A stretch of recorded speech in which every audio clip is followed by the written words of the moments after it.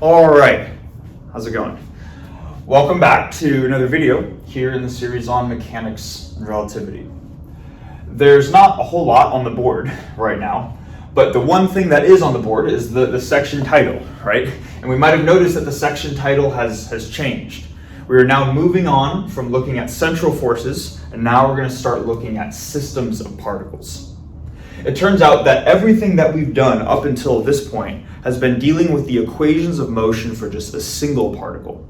So the big picture idea with what we're going to be doing in this section is we're going to be saying, all right, how do the physics and the physical results that we've obtained so far, how do those generalize when dealing with multiple particles in a given system? Okay.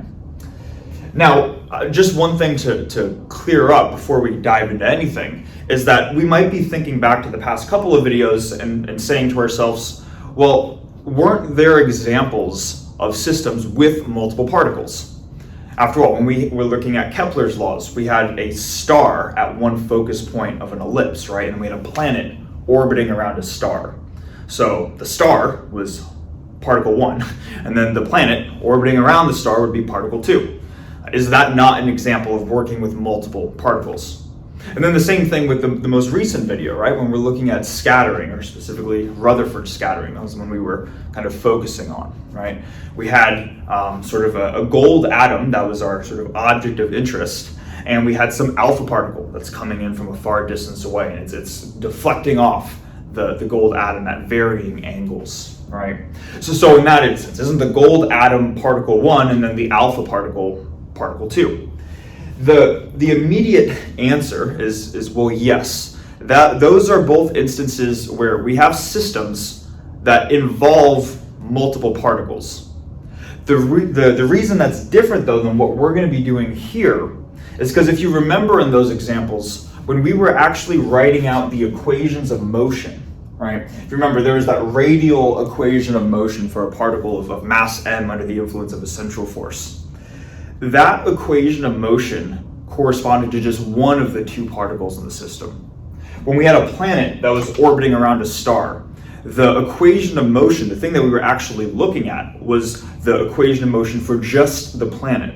We were assuming that the star, because it was so much more massive, remained fixed. And hence we could just, I guess, take the equation of motion for the star to be constant. And really the one particle whose equation that we were interested in was the orbiting planet. Same thing when working with scattering events. We assumed that the object of interest was just at some fixed point and that its equation of motion was trivial, and the one particle whose equation of motion we were interested in was that incoming object that was hitting the object of interest, right? The incoming alpha particle in the case of Rutherford scattering. The main idea is that even in systems that had multiple particles, the equations themselves only looked at the solutions for, or only described, I should say, the motion of a single particle. What we're going to be doing in this video is now saying, how can we look at systems where we are interested in the equations of motion for many different particles? And then it can range from anywhere from 1 or 2, all the way up to n, for any number n. Okay. Now, I should just say before we dive into this, because there's a fair amount of stuff to talk about in this video, there are kind of two main sort of categories of sort of fundamental concepts to understand if we want to get a good understanding, a good deep understanding of introductory mechanics, Newtonian mechanics. Essentially, any problem in Newtonian mechanics, at least to my knowledge, can be broken down at a base level into one of 6 main concepts. Or you can apply 6 main principles to pretty much any problem in Newtonian mechanics. And we've heard of all of them, actually. The first 3 are Newton's 3 laws. Right? You got Newton's first, second, and third law. And the second 3 are these conservation principles, or these conserved quantities. We have conservation of energy, conservation of momentum, and conservation of angular momentum.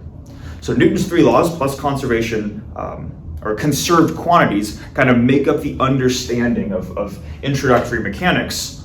So what we're going to specifically do in this video to kind of start everything off is we're going to look at those Newton's 3 laws, or just Newton's laws collectively, as well as those conserved quantities, and just show how do those quantities, or those principles, how do they generalize when going from a single particle to multiple particles? Okay. So that's going to be the main sort of objective in this video. And because of that, there's going to be quite a bit to cover. Right? So assuming all that makes sense, I'm just going to, well, there's not anything to erase, but I'm just going to start by looking at how the equations of motion are going to generalize when working with many particles, and then we're going to go from there.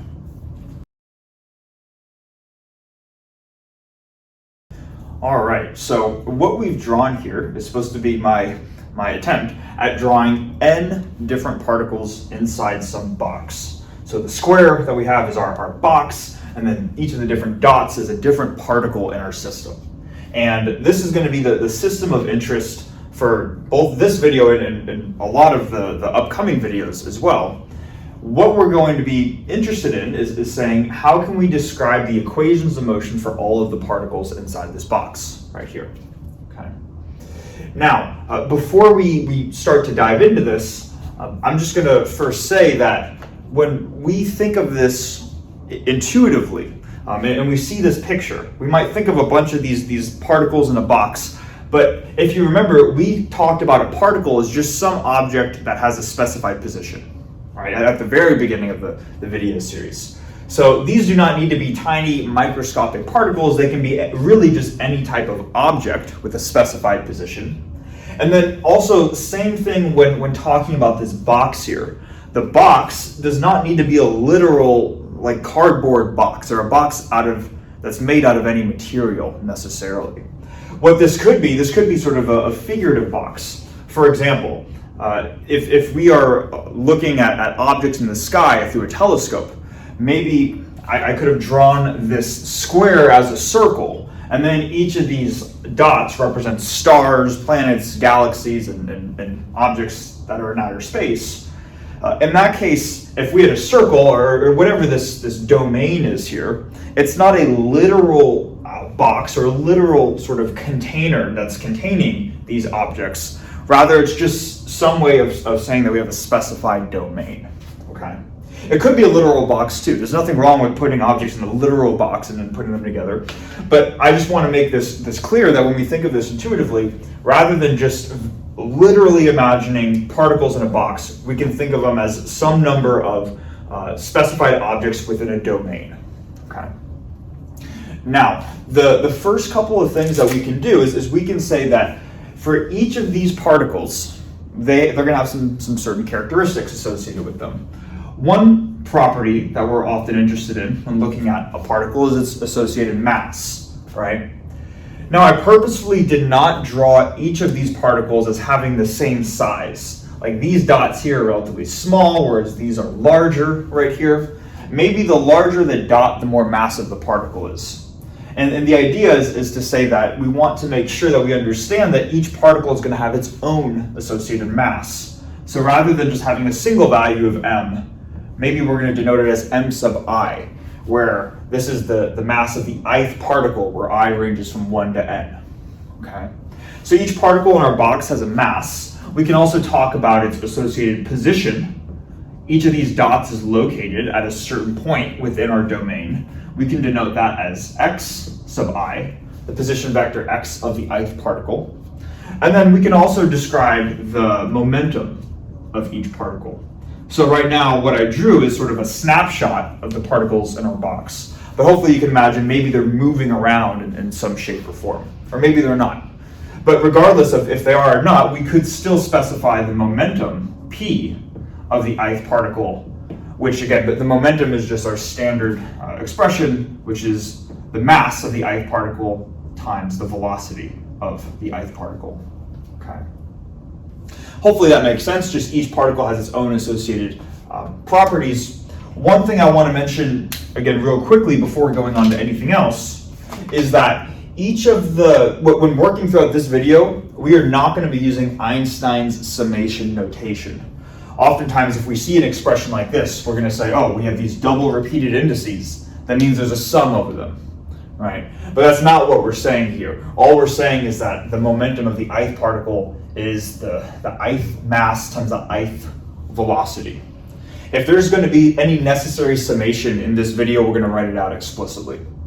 So that's the first thing. The second thing here is to make sure that when we think about this with the subscript I, this is not a vector component.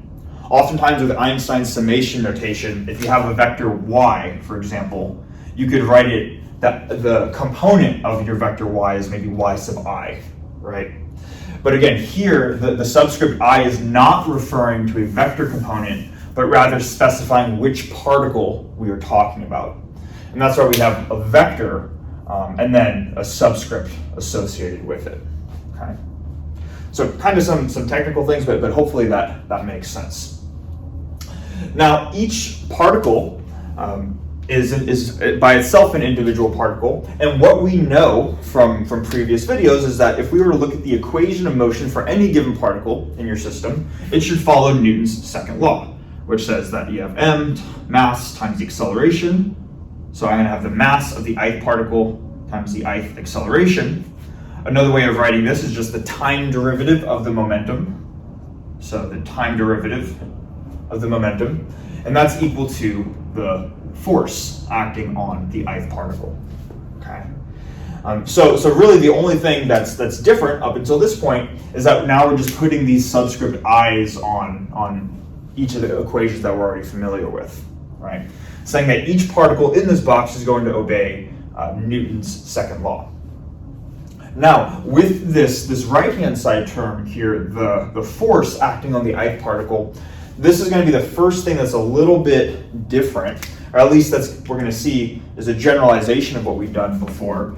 We can write out sort of an explicit expression for the force acting on the ith particle. And we can split this up into a sum of two different terms. The first term I'm going to write is, and I think I'm just going to write them out and then I'm going to explain what they mean. But the first term I'm going to write is f sub I comma ext for external. So there's this external force term.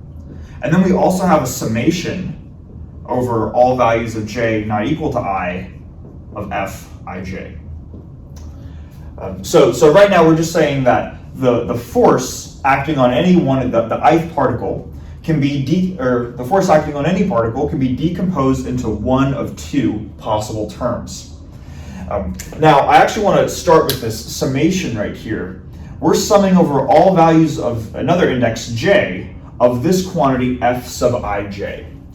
And just to give a description for what f sub ij is, this is going to be the force from particle j, so force from particle j experienced by particle I. Okay. So kind of a lot right there. Basically, let's just assume for a second that each of these particles has an associated mass with them. And maybe we're interested in this particle right here. If each of these particles has mass, then this particle is going to interact with every other dot or particle inside the box through gravitational force. It's going to interact gravitationally with this particle and this particle and this particle and this particle. It's going to do so for every particle in the box.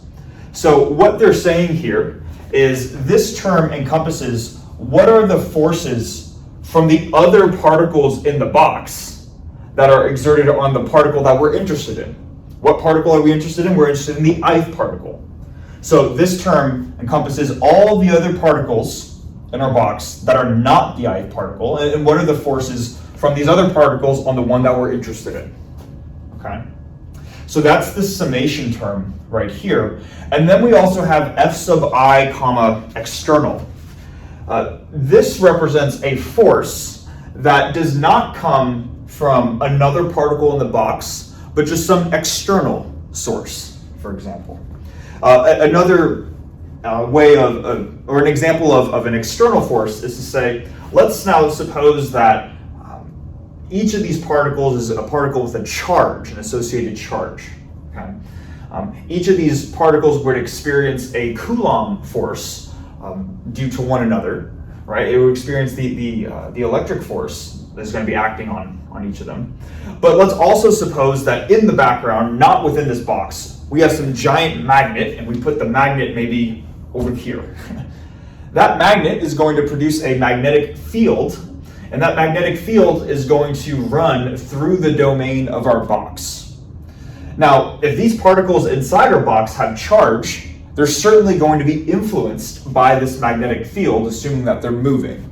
Okay, and in the general case, we'll assume that's what's happening.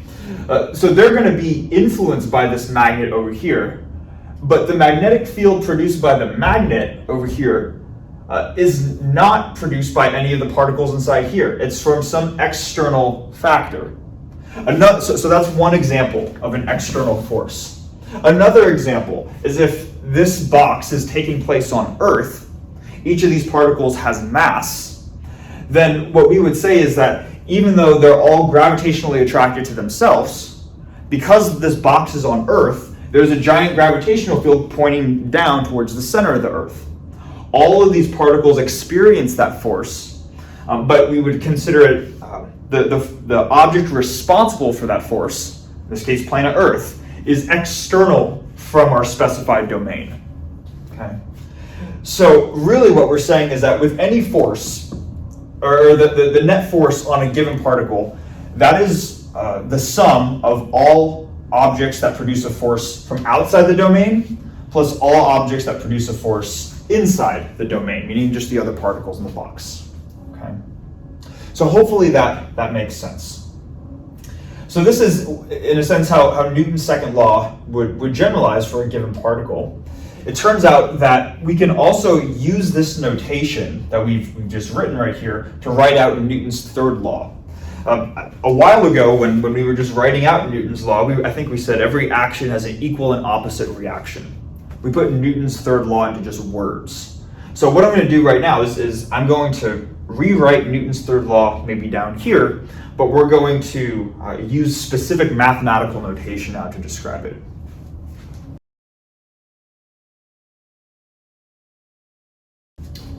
Okay, so this is our expression for Newton's third law. Mathematically, we can write it as this vector Fij is equal to the negative of Fji. We essentially just transpose these indices here. But let's just make sure that we understand what this is saying, right? If we were to literally read this from left to right, we are saying that the force from particle J onto particle I is equal and opposite to the force from particle I onto particle J. And we gave this example, right, sort of a conceptual example early on in the video series, that if I'm pushing into the whiteboard, right, the force from my hand onto the whiteboard is equal and opposite to the force from the whiteboard onto my hand, right? So there's this idea that every action has an equal and opposite reaction to it, but this is just the more mathematical way of describing Newton's third law. So we're seeing sort of how we can be a little bit more explicit with writing out Newton's third law. And the reason why we're doing it just at this point right now is because Newton's third law inherently involves multiple particles, right? You need to be talking about two particles interacting with each other. So now that we're talking about systems of particles, that's where we're sort of formally introducing this notation. So that's what we're seeing. We're also seeing Newton's second law kind of generalizing like this. Newton's first law is still going to be the same just for any given particle in your system, right? A particle is going to be moving at a constant velocity, which means that it could be at rest unless it's acted on by an external force. So that's not going to really change a whole lot, okay? So yeah, hopefully that makes sense. We might be thinking so far, okay, we're saying a lot, but it seems like going from one particle to many particles is just a matter of putting subscripts to denote what particle you're talking about, and then you have the same equations that we've already been working with, right? And up until this point, that's kind of what it looks like. But it turns out that there are also sort of these interesting subtleties that come up when talking about systems of particles that might not be so apparent.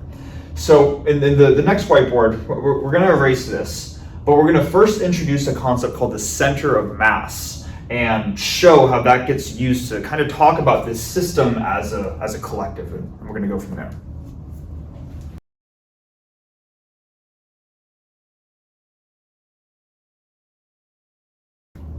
Okay, so we have two sort of concepts written here on the board.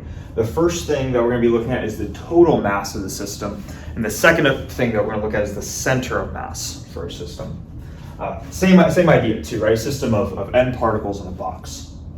So first, the total mass of the system. Hopefully this one is pretty straightforward. This is just the total mass of all the particles together in your box. So we can denote this as uppercase M. And the total mass of all the particles in the box is again, hopefully pretty straightforward, but it's a sum going from 1 up through the nth particle, and we're just adding up the mass from each individual particle. Okay. So that's just going to be our notation for the total mass. We're going to call it uppercase M, total mass of the system. And then we have this concept here called the center of mass. Now, the first thing that I want to talk about when describing the center of mass is that unlike the total mass, which itself is a mass, the center of mass does not refer to a mass, but rather a position. Okay? So let's first write out what this center of mass is mathematically, and then hopefully we can understand it. So the center of mass, it's actually a position, and we're going to denote it as the uppercase letter, which is a vector, because a position is a vector quantity. We're going to denote it as R. And it's going to equal 1 over uppercase M, the total mass of the system, times this summation, going from 1 to n, of effectively a weighted sum, mi times xi. So mi, again, is just the mass of the ith particle, and xi is the position of the ith particle. Effectively, what we're doing is we are given sort of a weighted average. Really, we're adding up the positions of each particle, weighted by its mass divided by the total mass. Okay. So what this essentially means is that the center of mass describes sort of a balance point. If you were to pick a location a location within your domain, where all of the mass on maybe the left is equal to all of the mass on the right is equal to all of the mass above this point, which is equal to all the mass below this point, is this central point where mass is equally distributed around. And that's why it's weighted by the mass of a given particle. Okay. Now to I guess try to that's a basic idea, at least of what a center of mass is. I want to just go through a couple of quick examples to make sure we have a good understanding, though, really of what it is before moving on and applying both the total and center of mass to various equations. So what I'm going to do is I'm going to draw out a couple of geometries, and we'll talk about them from there.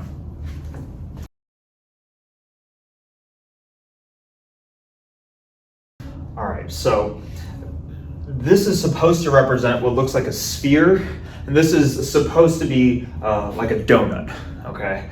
Mathematically, they call it a torus, but hopefully we can kind of see it's supposed to look like a donut, okay? Now, let's suppose, for example, that we're going to start with the sphere, and then we're going to move on to the donut.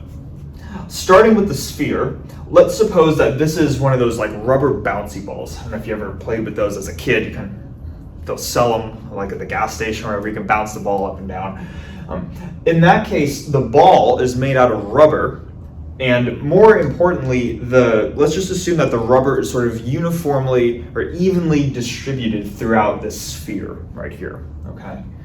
If we wanted to say what is the center of mass of one of those rubber bouncy balls where the rubber is uniformly distributed, the answer would just be that the center of mass is located at the center of the sphere. It's kind of that even balance point where all of the mass surrounding this central point is evenly distributed.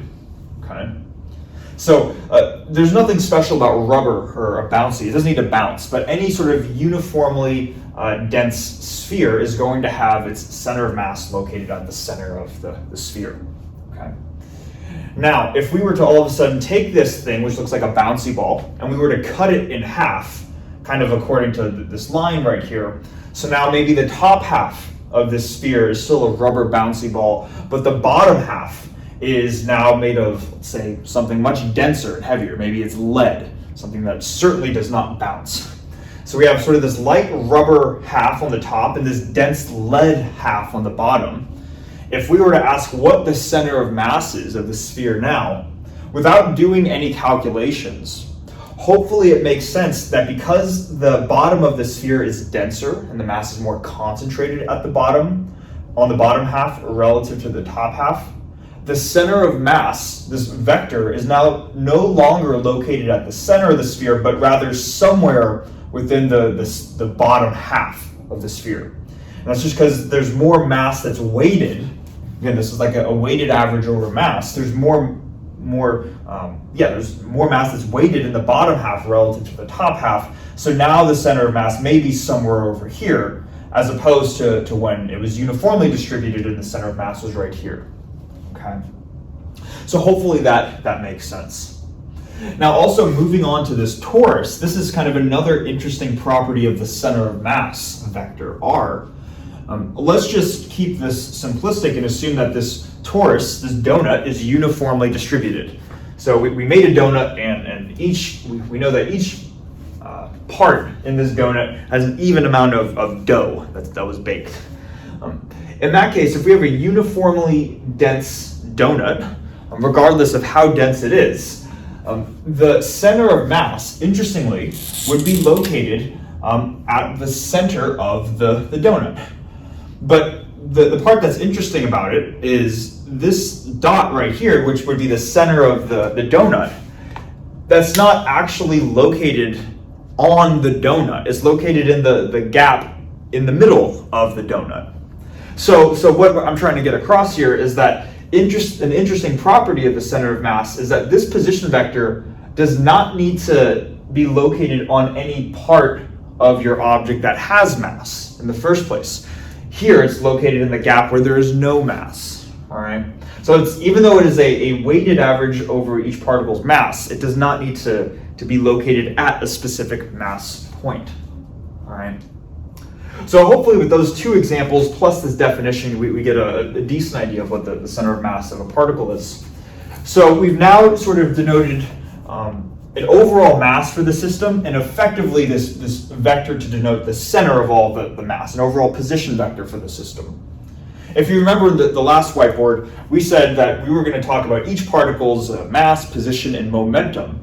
So far we have a mass, we have a position. Let's now look at the total momentum of the system. I'm going to denote this with the uppercase vector P.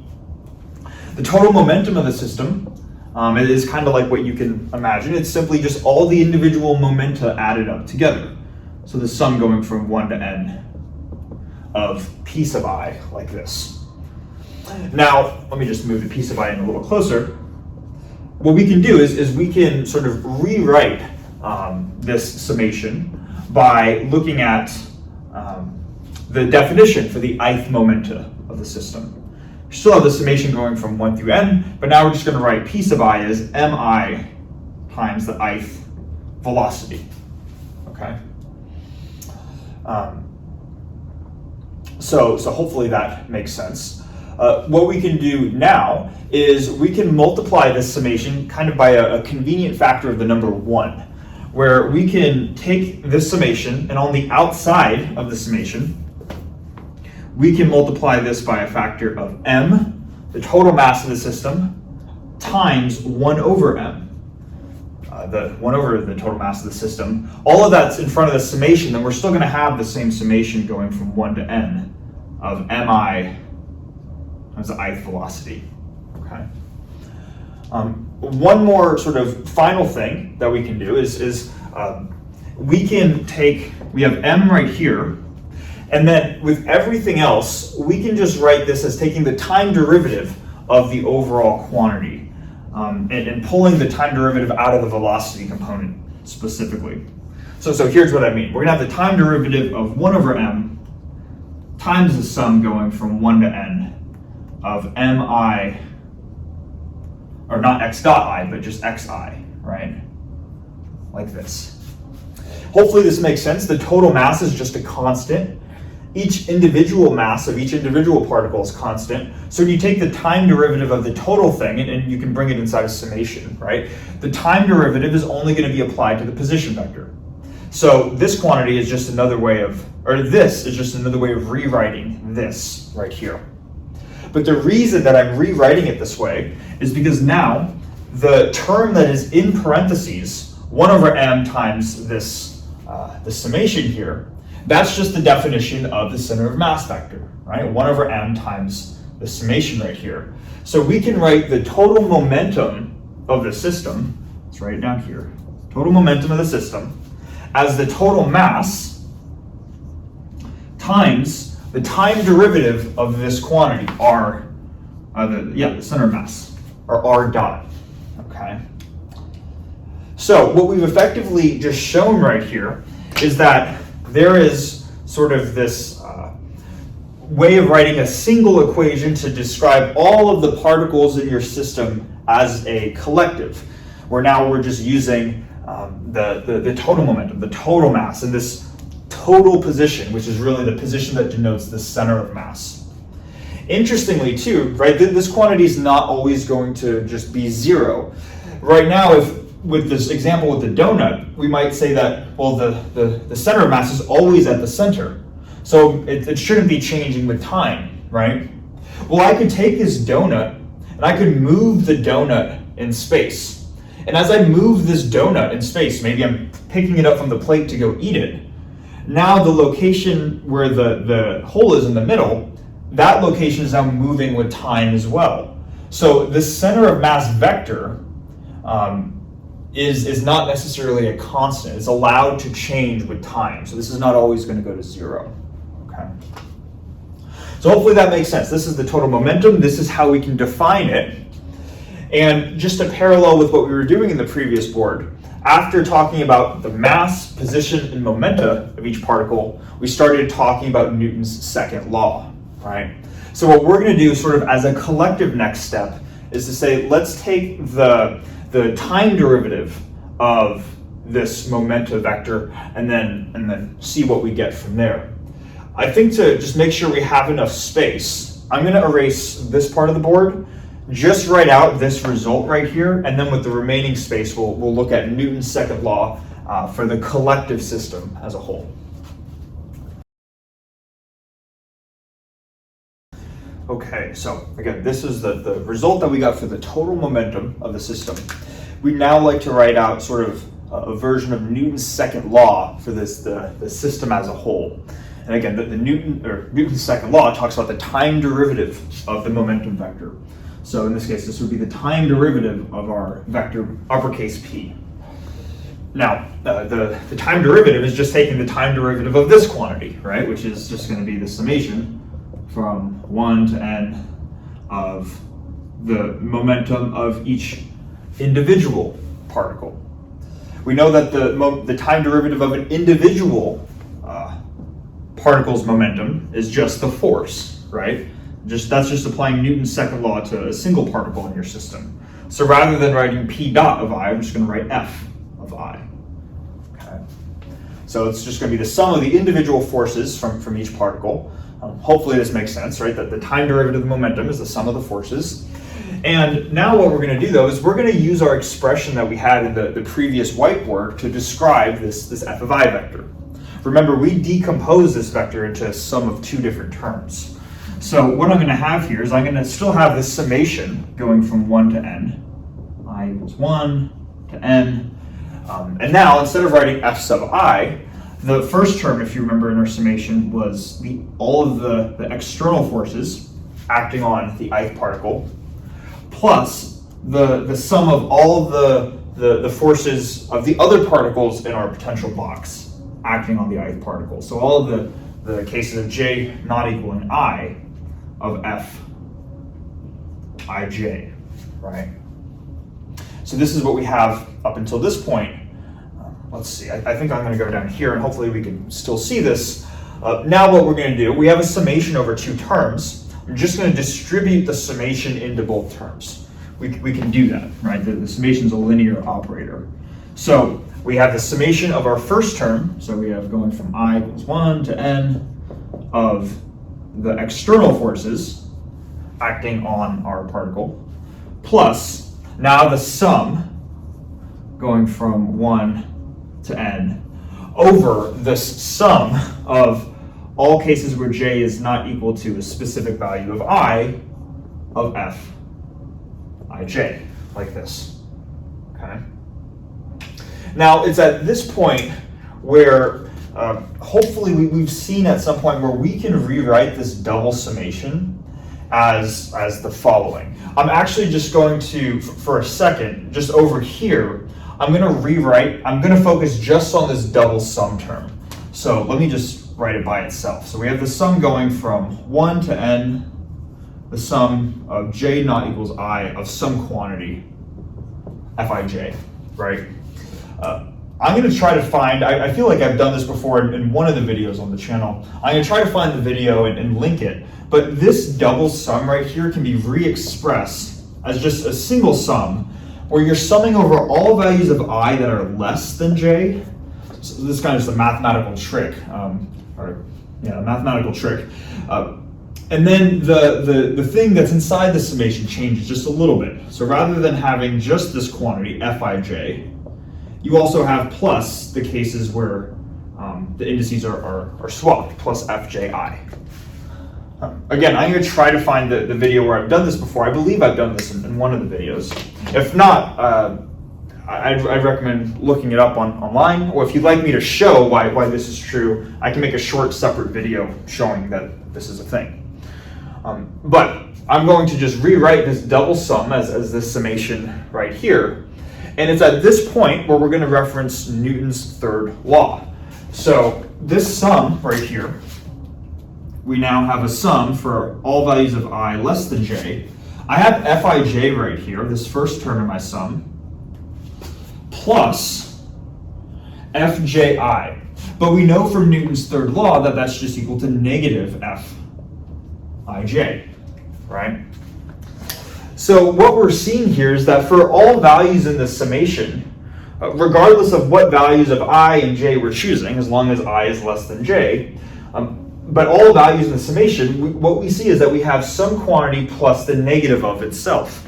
So no matter what values of I and j I pick, whenever you have something plus the negative of itself, you're going to get 0, right? So this entire summation here from Newton's third law just equals a 0 vector. And what that effectively means then is if we go back to what we had over here, where we had two sums for the time derivative of the total momentum vector of p dot right here, this term must go to 0. And what this tells us is an interesting version of Newton's second law for the system of particles as a whole. If we were to look at the time derivative of the total momentum, that's equal to the sum of the forces, but not just any forces, specifically the external forces. It does not have, there's no contribution from the force from one particle onto another particle or vice versa, okay? So this is kind of an interesting result here, and it turns out that this is hopefully somewhat intuitive, but it's something that we've kind of, and I'm going to try to go through an example or just a quick analogy to hopefully make sense of this, but hopefully this kind of makes sense. Let's suppose that we have a road and we have a car that's driving on a road, right? It's my attempt at a car. Driving that way on a road. We'll put a little person in here. He's happy. When we would describe this idea of a car driving on the road, in introductory mechanics, we said that we could think of this car and the person in the car as an overall particle, just some object with a specified position. That's how we would describe this in the beginning of this video series, right? But now, using the terminology that we've come up with here, we can say, if we think of this as a particle, what is the position of this particle? Well, the position of the particle is at the center of mass, at this r vector right here. Let's just suppose that the center of mass of this car is roughly right about here. We can denote the position vector of that car with the center of mass vector. All right. So that's kind of the first thing, is when we've been talking about particles, if that particle was an overall object, the position of that overall object was located at its center of mass. That's the first thing. The second thing is that, of course, if we were to take this car and we were to break it down into individual pieces, kind of look at it with a microscope, the car is made up of a bunch of little atoms, right? And same with the tires, and same with the person that's driving the car. It's made out of many, many particles if you think of each particle as an overall atom. But when we were talking about the equation of motion for a car, we never needed to go through what type of metal is the car made of, what type of rubber are the tires made of, to talk about the specific types of atoms and all the forces acting between these particles. We didn't need to do that, right? All we had to do is say we have some car with some position, some total mass for our particle, total mass, and we were able to describe the equation of motion as if it was one particle with one associated mass. And maybe the car is driving. It also has a gravitational force that's acting on it, right?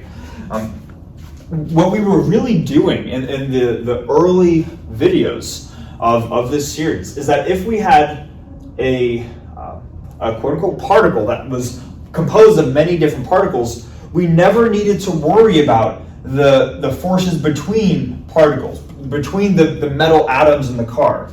We never needed to worry about those atomic interactions. We only needed to worry about the big external forces that were acting on the car as a collective. Maybe the friction between the ground and the rubber wheels, the gravitational force that is acted on the car.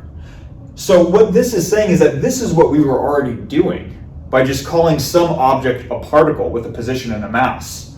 It's just that this now confirms that we don't need to worry about all these interatomic interactions or whatever it may be if we're just interested in how our overall particle moves as a whole. And now that we're seeing exactly why that's the case, why do we not have to worry about these forces between particles in our system? Well, it's because of Newton's third law, right? Turns out if we did not have Newton's third law, we would not be able to do this. And if we ever wanted to talk about the motion of a car or any type of object, we would have to go down at a molecular level and see what are all these micro interactions between things. So Newton's third law, I think, often gets kicked to the side, unfortunately, but it's an important thing, right? It is the reason why we can do this in the first place. Just call that a particle and look at its equation of motion, okay? So hopefully that makes sense. This is kind of seeing how Newton's three laws generalize when talking about a system of particles, and how we can effectively think of overall macroscopic objects as single particles, right? So that's kind of the first half of the video. The next half is going to be looking at conservation laws. So what does it mean for systems of particles to have conserved momenta, conserved angular momenta, and a conserved energy? I'm going to erase the board and then we're going to go through those three properties next.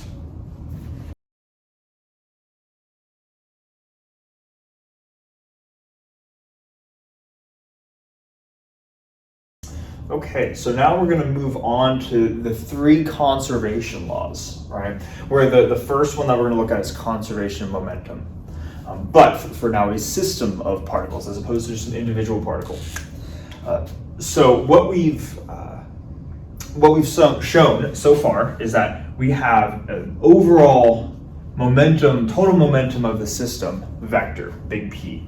And we showed that that was equal to the total mass times the center of mass vector, or its time derivative, I should say, right? Now, if we were to just take the time derivative of both sides, so we get now the time derivative vector, that would just be the second derivative of the center of mass position vector right here, right? This is what we've shown so far, and explicitly we showed that this was equal to the sum of, going from 1 to n, of all the external, and just the external forces that are acting on our system, right?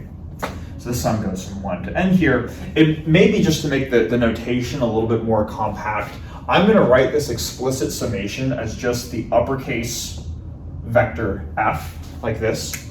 I realize there are a lot of f vectors, but this is the only f vector that has no subscripts on it. So it's not f sub I external, f sub ij, it's just f.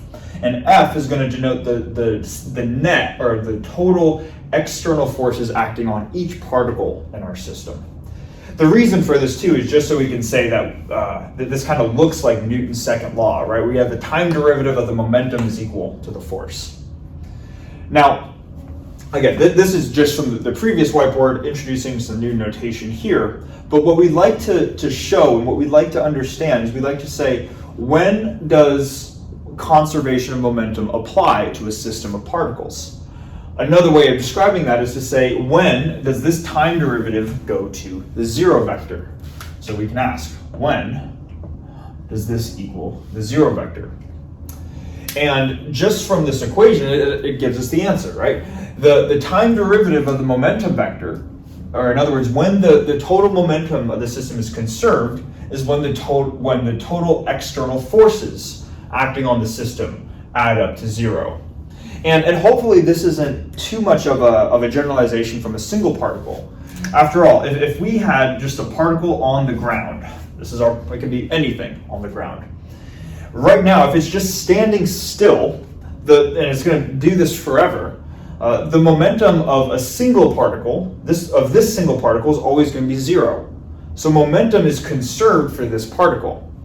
That does not mean that there are no forces acting on the particle. From this particle, if this is a particle with an associated mass, it has gravity that's acting downwards, but then the normal force counteracts that. So we have maybe a force from the ground, or the normal force that's equal and opposite to the gravitational force.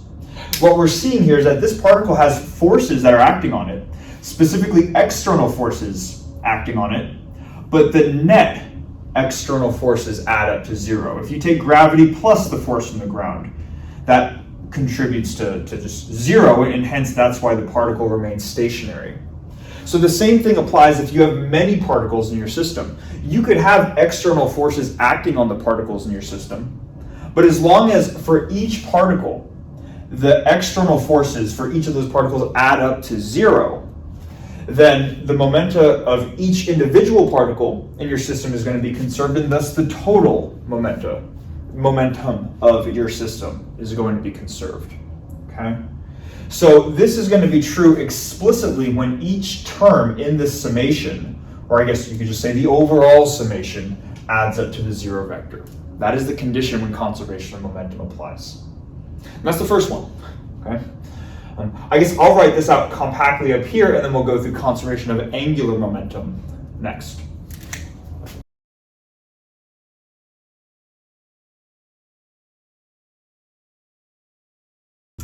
All right, so now we're going to take a look at the conservation of angular momentum for a system of particles. This is going to take a little more work, so we have a lot of room here to work with. Our first step, though, is just going to be similar to the conservation of linear momentum for a system of particles.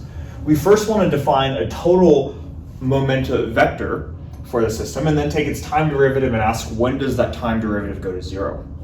So first, we can write out the total angular momentum L for the system as just the sum over I. It goes from 1 to n, right? But I'm just going to write sum over I of each of the individual angular momenta for a given particle. So xi, the position cross the linear momentum, like this, for each particle summing from 1 to n. This is the overall angular momentum of the system. And again, like what we're going to do here, we're just going to take the time derivative and ask, when does it go to zero? I'm going to start by doing that over here. So we're going to take the time derivative of dl dt. That's just taking the time derivative of the summation right here. We can move here, maybe just to be very explicit, it's the time derivative of the summation over I of xi cross pi, like this. We can move the derivative inside the summation, and then we're going to apply product rule to it. So this is now going to equal the sum over I, where the derivative is applied to the first term, giving us x dot I cross pi, plus a second summation. Or I guess the second term. This would be the first term in our summation. The second term in our summation is when the time derivative is applied to the momentum vector. So this is going to be x I cross p dot I, like this. Okay. Now, what's important to keep in mind is how the momentum vector is defined for an individual particle. The individual momentum is just m times x dot, right? But this vector right here is x dot. So you have some vector and a cross product with a vector that's parallel to it. So that term has to go to 0. And what we're left over with is now just the sum over I of this term right here, where we have the position of the ith particle and a cross product with the time derivative of the momentum of an individual particle. Hopefully we know, though, that p dot, the time derivative of the momentum, is just the force acting on an individual particle, right? But we're gonna go to the same sort of trick that we've been rewriting. We're gonna rewrite f sub I the same way that we've been doing previously by decomposing it into a sum of two terms. So we can rewrite this as a summation over I, where we have the ith position and a cross product with two things, right? First is the external forces acting on I, plus all the other forces, or all the forces from all the other particles in our box, right? The sum over f ij, like this. Okay. So this is what we have. Now we have a sum over a cross product where each cross product is applied to a sum of two terms, and in the parentheses. We're going to distribute the cross product into both terms individually, and this is what we're going to get. For our first term, we're going to have our sum over I, and we're going to take the ith position cross the ith external force. So we're going to have xi cross fi external. That's distributing this into the first term. Plus, now we're distributing this into the second term. I'm going to take both summations to go out to the front. So we have a sum over I and a sum over j not equal to I of the ith position in a cross product with f sub ij, like this. Okay. Hopefully it makes sense so far. We're just distributing cross products into two terms, right? Now, this term right here, we're going to define this. This is, if we think about this, this is this individual term x cross f. This is a cross product between the position and the net linear external force acting on a particle. Hopefully we remember, I think we've introduced it at some point in a previous video, that kind of like how the angular momentum is the position cross the linear momentum. The angular force is the position cross the linear force. So this would be effectively the rotational force or the torque acting on the ith particle, but summed over each particle, right? So what I'm going to do is I'm going to just denote a new quantity for this summation right here. We're going to call it tau. This is going to be the total net external torque on the system. That's just how we're going to rewrite this first term right here. Then we have this second term where we have to add this double sum up. But we're going to use the same technique that we did in a previous whiteboard, but we're going to rewrite this double sum as a sum over I being less than j. So we now have a sum over I less than j. And if you remember, what gets changed inside the summation is we first write out the individual term, where we have, it's going to be xi, the ith position, cross fij, first term, plus the same term where the i's and the j's are swapped. So then we're going to also have plus xj, the jth position, and a cross product with fji, like this. Okay. Now, this term, hopefully we can see. I want to make sure we can see. I'm not sure if we can quite see the bottom of this. I'm going to rewrite this up here now we can simplify this further. We have our total net external torque, tau, plus the sum of all I over less than j. We still have this first term right here, the ith position, xi cross fij. Now instead of a plus, I'm going to just replace using Newton's third law. We know that fji is negative fij. So if I replace fji with negative fij, I can bring the minus sign out front. So we now have minus xj cross fij, like this. Okay? So just using Newton's third law there. And now what we've effectively done is this is almost like we have a cross product distributed into two different terms. Notice that we have a position cross fij minus a position cross fij. I'm just going to rewrite this so we group the positions together and have fij on the outside. So we're still going to have our torque term, tau, plus our sum over all I less than j. And now what I'm going to do, I'm going to just write this as xi, the ith position, minus the jth position, xi minus xj cross fij, like this. So that just comes from properties of cross products. Now, what we can do here is I wanted to write it like this for a reason. Partially because that's what's in the lecture notes, but it's written like this in the lecture notes for a reason. If we remember for an individual particle, right? For an individual particle, if L was the angular momentum of one particle, and tau was the torque on just one particle, then the way that this equation would typically get written is the time derivative of the angular momentum should give us the torque. Okay?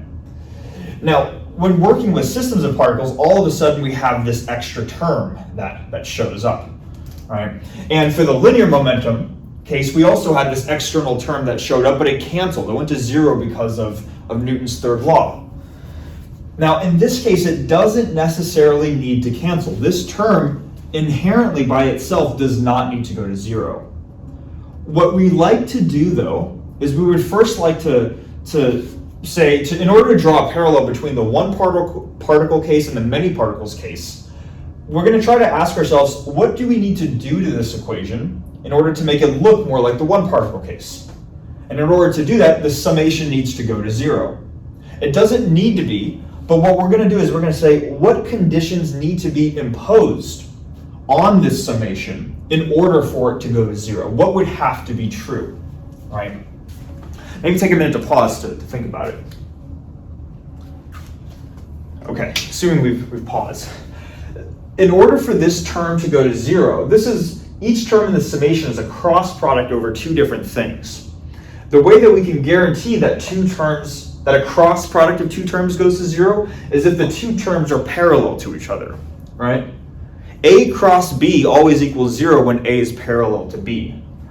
So what we're going to do now is we're going to assume that this difference in positions, xi minus xj, is parallel to fij. And if this assumption is held, and again, it doesn't have to be, but in the case where it is, what we're left with is dl dt, the total angular momentum of the system, is equal to the total external torque on the system. And now we have the case of a single particle. So, or an equation that looks similar to the case of a single particle. So what we can do then, to kind of piece all of this together, because again, the big picture idea with what we're trying to do here is we're trying to say, when does conservation of angular momentum apply for a system of particles? Well, this equation needs to be true. So there are two conditions. First condition is that the net external torque on the system needs to go to zero, right? Kind of like how we had P dot is equal to F. Well, P dot was zero when F was zero. Now we have L dot equals tau. Well, L dot equals zero when tau equals zero. So that's one condition. Conservation of angular momentum applies when the total net external torque is 0, but also, and this only comes up when working with many particles, that the forces between particles are parallel or move along the same direction as the relative position between those particles. This might seem kind of like we might say, okay, I can get that mathematically, that this derivative goes to 0 when this is parallel to this. What's an example, right? Let's say, just for instance, we have two particles with mass, m1, m2 in our system. They have mass, and they also have relative positions, x1 and x2. x1 and x2. The relative position between these two vectors is in a line that is sort of radially between the two vectors, right? That's how we can describe the difference between position 1 and position 2. There's a line that goes between those two vectors, and that would be x1 minus x2. So there's like a radial distance between them. The force, the gravitational force between them, because they both have mass, depends on the radial distance between them.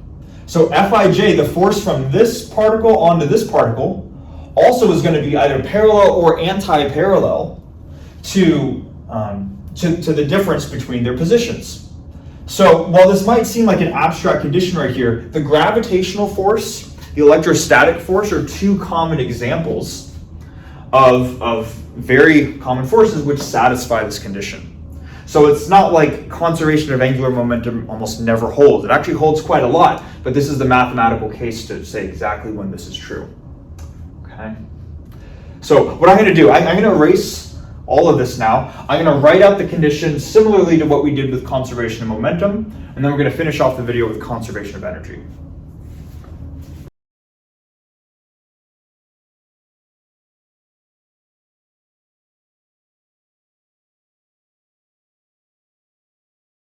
Okay, so final case that we're going to look at for a conservation law is conservation of energy. Now, unlike the cases for conservation of momentum and conservation of angular momentum, when working with energy, at least in introductory mechanics, we're just going to say that energy is a conserved quantity.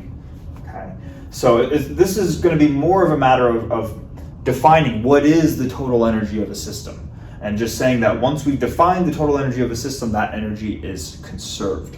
Okay, of course, I guess depending on exactly how you define a system, there are cases where where conservation of energy does not apply, but it's not going to be. They're kind of these subtle cases, and we're not going to be looking at them too much, at least in introductory mechanics.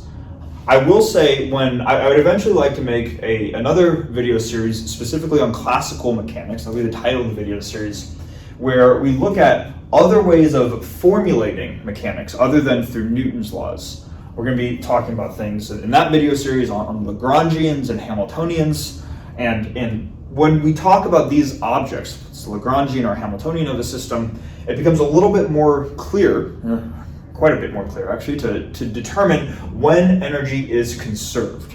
But so I'm saying that as a well, technically, it's conserved when we talk about those things and certain conditions for Lagrangians and Hamiltonians. But for what we're doing now, we're just going to say energy is conserved.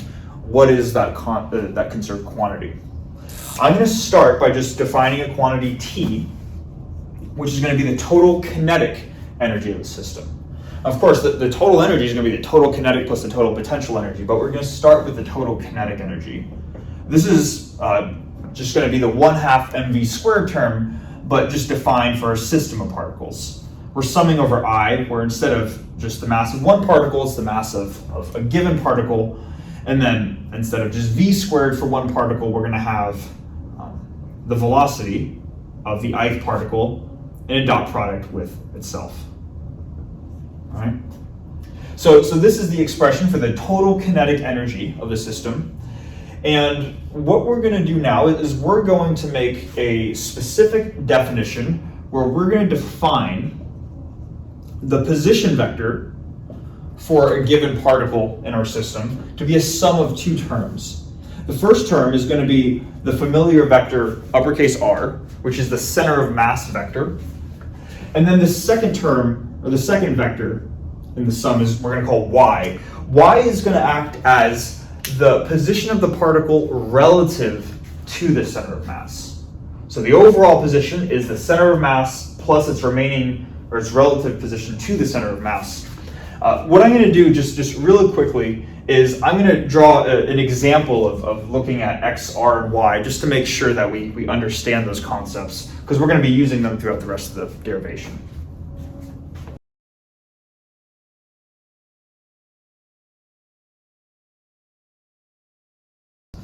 All right, so I attempted to draw something out, and hopefully this makes sense here. But basically, this square is our number of particles, our system of particles in a box, and then this is going to act as our origin right here. Now, of course, we could place the origin wherever we want, right? And the origin could be in the box, but it doesn't need to be. In this case, it's not. What we're going to be interested in is this specific particle, this dot that I drew right here. And we have the blue arrows and the red arrows, where the blue arrow just denotes the standard position vector for the dot. If we want to say what is the position vector of this particle right here, we just draw a line from the origin out to that particle, denoted by the blue arrow, and that's the vector x. Now, of course, we're defining x as the sum of two components right here, r and y, and that's what the two red arrows are. So what I did with this first red arrow, this longer one right here, is I said, let's suppose that for this system of particles, the center of mass of the system is located right here, right? I kind of just made it up, right? But I said, if we were to supposedly calculate the center of mass for the system, let's say it's right here, we can draw a position vector for the center of mass going from the origin to the center of mass. And we're denoting that with the vector uppercase R. Now, once we're here, we still need to get to the actual particle that we're interested in, which is right here. So once we've drawn the position vector from the origin to the center of mass, then we need to find what is the position from the center of mass to the particle, and that's y, right? So that's kind of how these two things are defined, and hopefully it makes sense then that x is going to equal r plus y through this definition right here. I just wanted to draw that to make sure that we have a good understanding. Okay. So assuming that makes sense, we're going to plug in this definition into the total kinetic energy, and let's see what we get. So we're going to have that T is equal to 1/2 times the sum over I times the ith mass, and then instead of the time derivative of xi, we're going to write the time derivative of r plus the time derivative of y sub I. Okay, so this quantity is x dot I, and it isn't a dot product with itself. So we're going to write r dot plus y dot I. Okay. Just to make sure we understand the details, there's no subscript on the center of mass vector, because this overall system has just one center of mass, right? It's just located right here for the entire system. The center of mass is not changing depending on what particle we're looking at, depending on what value of I we're looking at. However, the relative position, the position relative to the center of mass, y, that is going to change depending on what particle we're talking about. Y is drawn from here to here for this dot, but for this dot it would be drawn from here down to here, right? So that's why this relative position vector has a subscript, whereas the center of mass vector r does not. So this is the expression that we have, and we can just expand out the dot product, which is going to give us a couple of different summations. The first one is going to be a sum where we have r dot and a dot product with itself. So this is 1/2 sum over I mi r dot squared, like that, plus 1/2. Then we're going to look at sort of the cross terms, right? We have a dot product between r dot and y sub I, the time derivative of that. Now, because the dot product is symmetric, a dot b is the same as b dot a, we're going to get one factor from r dot and dot product with y I dot, and And we're also going to get another factor from yi dot in a dot product with r dot. A lot of dots, right? Point of all that is to say that we have 1/2, but we're going to have a factor of 2 here times the sum over I of, let's see, this is going to be r dot, a dot product with yi dot, times the ith mass, right? Mi. Okay, that's the middle summation. And then finally we have the last summation, which is over yi dot in a dot product with itself. So 1/2 sum over I mi y dot I squared. So we have 3 summations here. It turns out that with this middle summation, the one that has this factor of 2 here, there's a way that we can simplify it beyond just canceling the factors of 1/2 and 2. Although we can do that right now, right? We can just make that 1. But I'm just going to take this middle summation and rewrite it by moving the center of mass vector out to the front like this. So we're going to have r dot in a dot product with the sum over I mi y dot I, right? Again, the reason we can do this, the reason we can bring r dot out to the front is because it does not depend on I. So it is a constant relative to, it is fixed depending on the value, it won't change depending on the value of I. So we can move it out of the summation. I'm going to make one final modification by saying that this is going to be r dot in a dot product with, and instead of this expression, I'm just going to write the time derivative of this sum over I, mi times yi. All right, and hopefully that makes sense. You apply the time derivative to this, it only affects the relative position vector, so it's just another way of rewriting it. Now, what I want to do is hopefully explain this in a way that makes sense. What we have here is the sum of all of the particles' masses times their relative positions. What is it relative to? It's relative to the center of mass, and that part is key. If the center of mass is right here, what we've described that as is saying that this is kind of a central balance point, right? There's an equal amount of mass above it, to the right of it, below it, and to the left of it, and all around. The mass is distributed evenly around this point. So what that means then is that if we're summing over the particle's mass times their position relative to that balance point, all of the positive terms in here are going to equal the negative terms exactly, because the origin here is the center of mass, right? There are an equal amount of terms with positive positions as there are with negative positions for each component of this vector right here. What I'm trying to get at is that because y is the position relative to the center of mass, because it's defined that way, that is the key that allows this entire thing to have to go to 0, just based off of how it's constructed. Okay. So hopefully that makes sense. But because this term in parentheses is 0, not just that because it's 0, then you have r dot dotted with the 0 vector, and hence the whole thing goes to 0. So it turns out that because of how y is defined, this term is going to cancel. And what we're left over with the total kinetic energy is we have 1/2 sum over I mi r dot squared. And let me just, I think while we're at it, so far we said the middle sum is canceled. What I could also do now, sorry for jumping a little bit, I'm going to just rewrite this term here, and hopefully we'll see how this simplifies. This first summation, let me just write it over here, is going to equal 1/2 r dot squared. Same idea, I can pull that out because there's no subscript I on it, times the sum over I m sub I, right? But what is the sum over I m sub I? Well, that's just the total mass of the system, right? This is the same thing, factor of m here, uppercase M.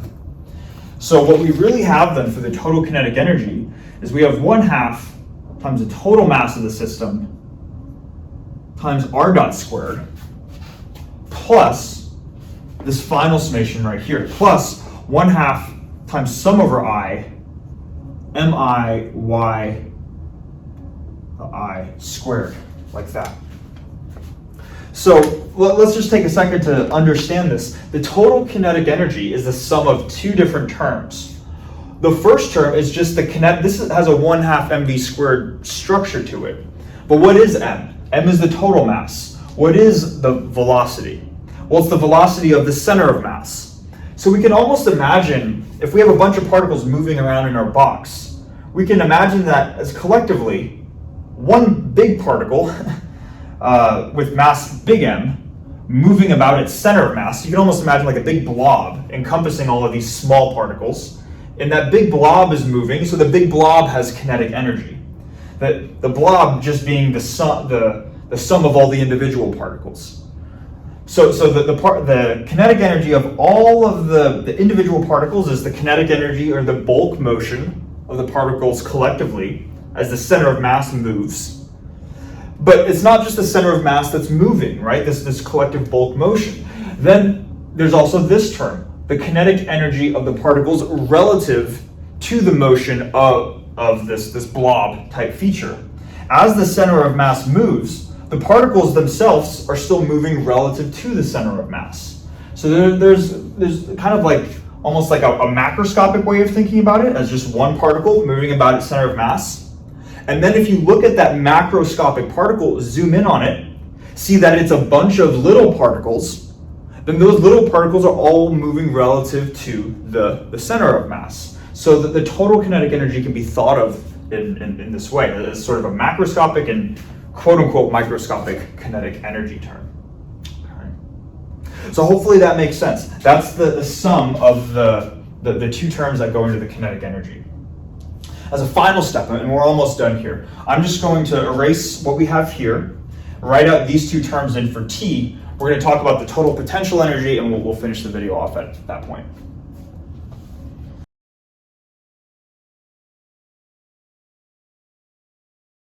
Okay, so we have the expression for the total kinetic energy of the system. We're now going to talk about the total potential energy of the system. Real quickly though, I realized I made a verbal, I slightly misspoke earlier in the video, but it's too late to go back and change it now. When I said that in this video series on mechanics and relativity, we're just always going to assume energy is conserved.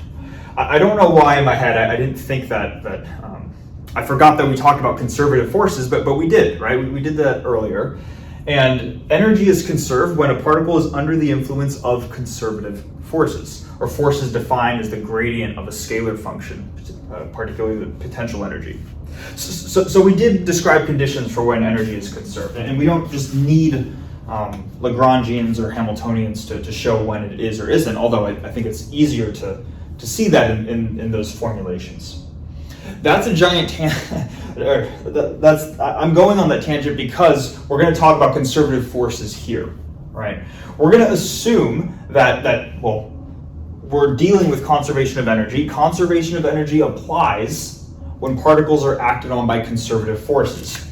If we go back to how we define just a force on the ith particle, F sub I, again, we said this was the sum of two terms. It is the sum of the external forces acting on the particle plus the sum of all the other particles that we're interested in acting on the ith particle. All right. So if both of these can be defined in terms of the gradient of some scalar function, some potential energy term, they are conservative in nature and thus energy is conserved. Okay. I almost want to go back and redo that part, but I feel like I should just leave it.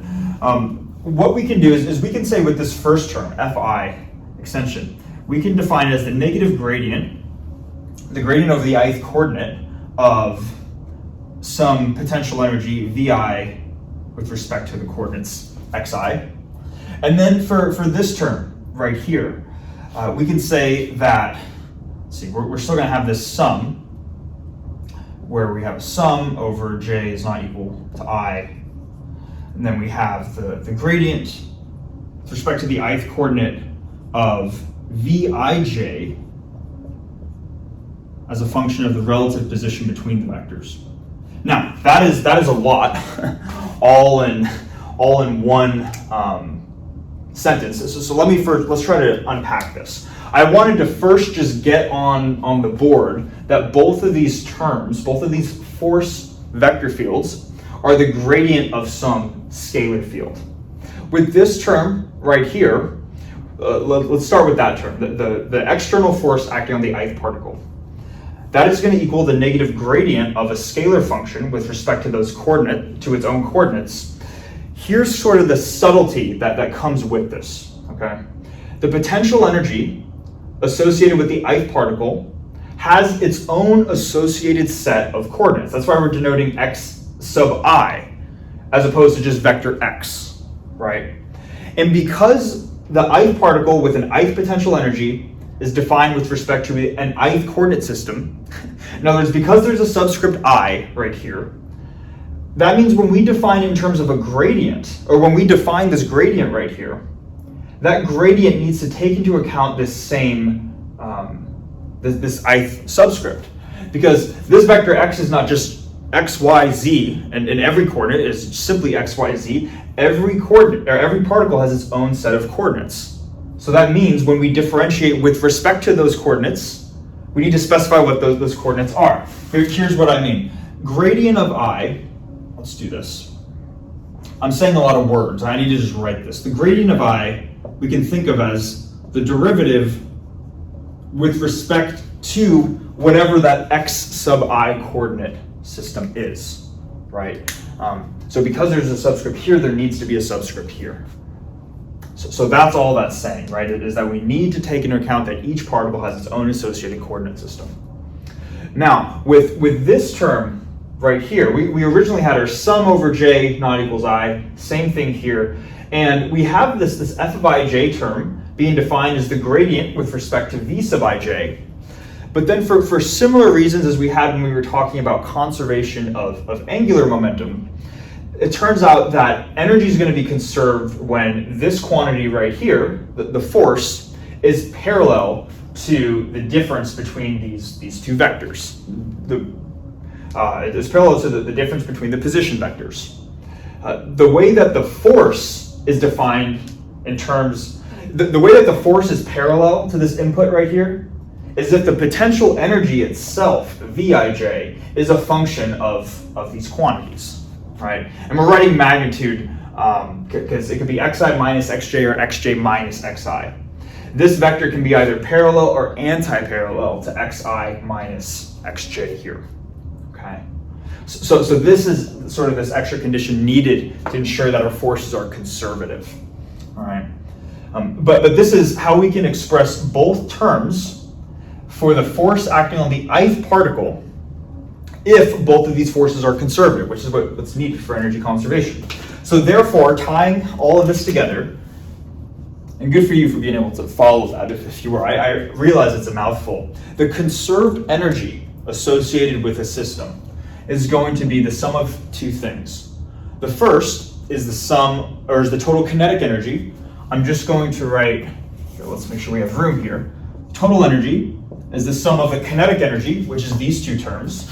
So we have 1/2 m r dot squared plus 1/2 sum over I mi yi dot squared. Total kinetic energy plus the total potential energy. Now, what we just wrote out here was, well, we wrote out an expression for the force. We don't need the force, we need the total potential energy. And this is just the force for the ith particle. If we wanted the total force, we would need to include a sum over I, right? So the total force would be a sum over I, and that would mean we'd have a sum over I right here, right? Point of what I'm trying to say then is that the total potential energy from just that's defined for the external force. We have two potential energies, right? V sub I is defined for F sub I external, and V sub ij is defined for F sub ij. So what that means then, going to this energy term, is we need the total energy, the total potential energy coming from these terms, which is the sum over I of the ith potential energy. We can think about these as all of the external potential energies associated with the system, whether it's an external gravitational potential energy, an external electric potential energy, some elastic potential energy for some external spring, I guess. These are the sums of all the external potential energies with the system. And then we have another sum.